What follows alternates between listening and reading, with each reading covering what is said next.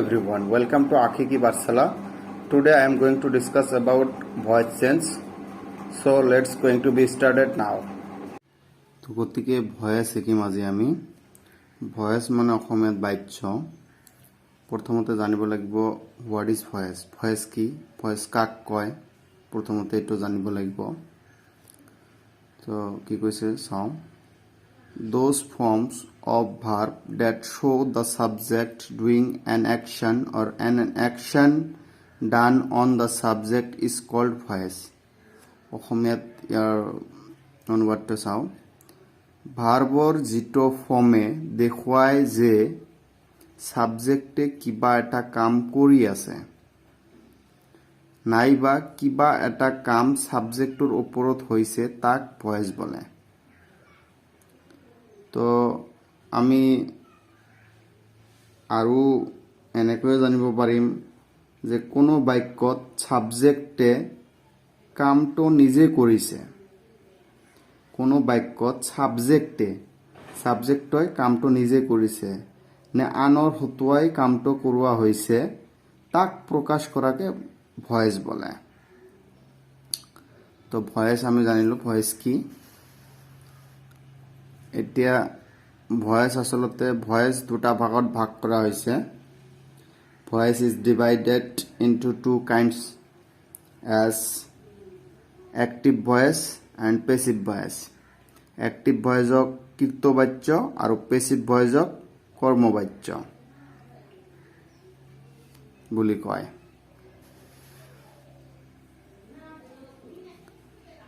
active voice সাবজেক্টে নিজে কামটো কৰিছে বুজালে তাক অ্যাক্টিভ ভয়েস বলে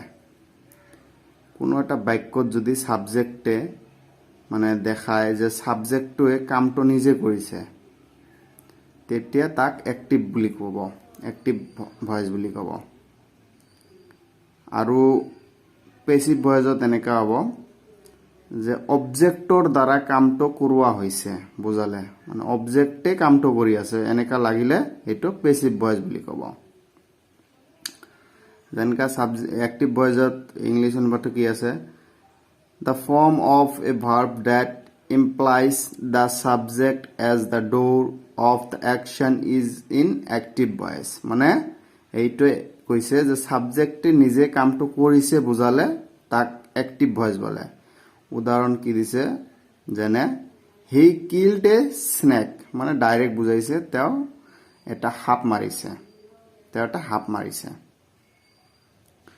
কিল্ড কৰিছে তেওঁ ডাইৰেক্ট বুজাইছে সাবজেক্টই কৰিছে বুলি বুজাইছে তো এটো অ্যাক্টিভ ভয়েস তো পেসিভ ভয়েসত উদাহৰণ কি আছে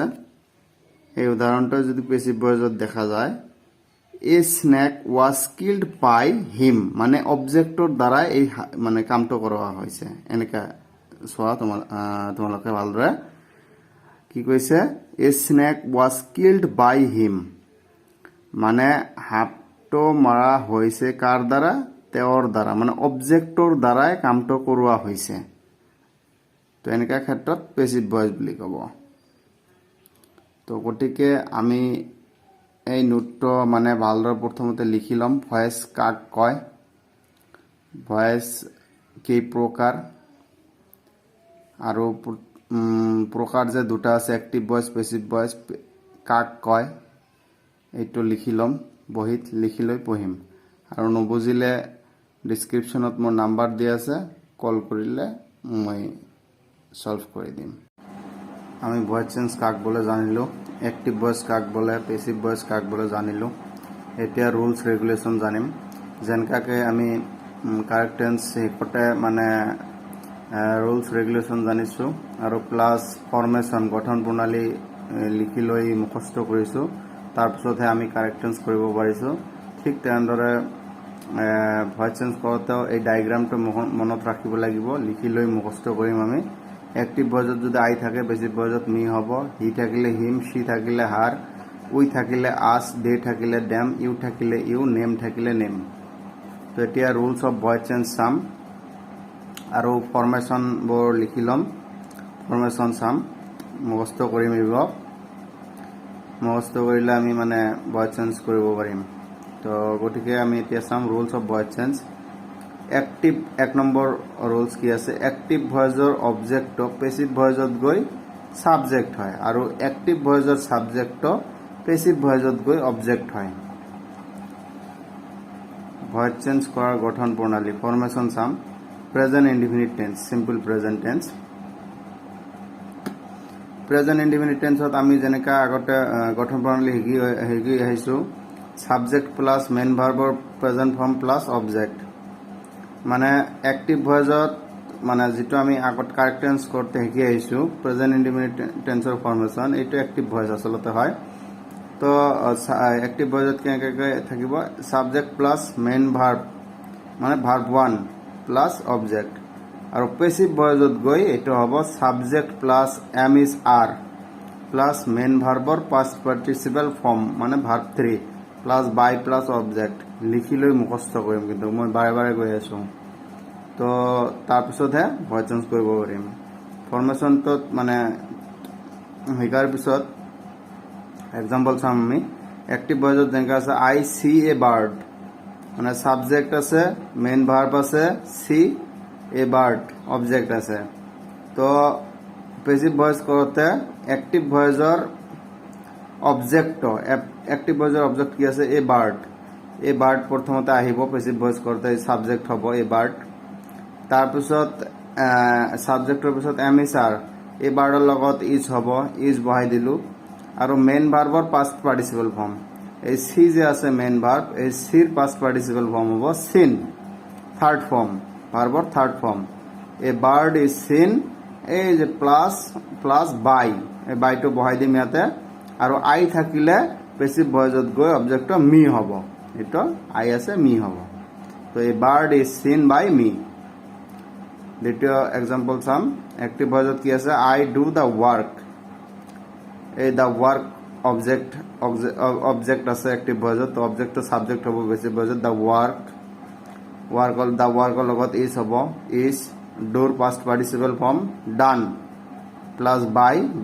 আইৰ পৰিৱৰ্তে মি তো এনেকৈ কৰিম আমি